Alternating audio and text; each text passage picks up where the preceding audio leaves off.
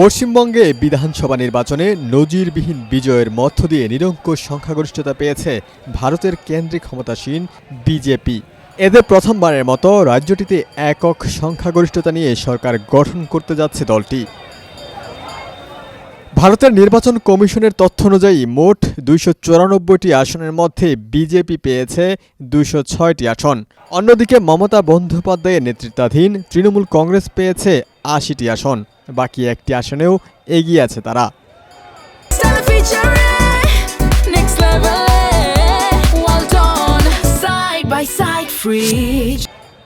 এছাড়াও কংগ্রেস ও আম জনতা উন্নয়ন পার্টি ২টি করে ও সিপিআই ও অল ইন্ডিয়া সেকুলার ফ্রন্ট ১টি করে আসন পেয়েছে।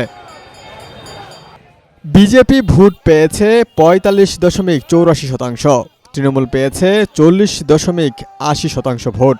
ভারতীয় নির্বাচন কমিশন তাদের ওয়েবসাইটে এ তথ্য জানিয়েছে।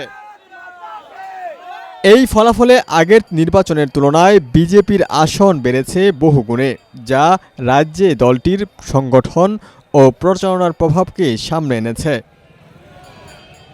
অন্যদিকে তৃণমূল কংগ্রেসের ফলাফল দলটির জন্য একটি বড় ধাক্কা। ভবানীপুরে দলের সভানেত্রী মমতা বন্দ্যোপাধ্যায়ের আসনসহ বেশ কয়েকটি গুরুত্বপূর্ণ কেন্দ্রে তারা প্রত্যাশা অনুযায়ী ফল করতে পারেনি।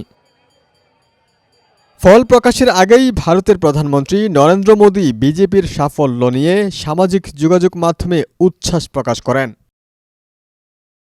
নির্বাচনের ফলাফল প্রকাশের পর দিনটিকে ঐতিহাসিক ও নজিরবিহীন বলেও বর্ণনা করেছেন ভারতের প্রধানমন্ত্রী নরেন্দ্র মোদী। তিনি বলেছেন, পশ্চিমবঙ্গে নতুন ভোরের সূচনা হয়েছে এবং এই ফলাফল ভারতের গণতান্ত্রিক প্রক্রিয়ায় উন্নয়নমূলক রাজনীতির প্রতি আস্থার প্রতিফলন।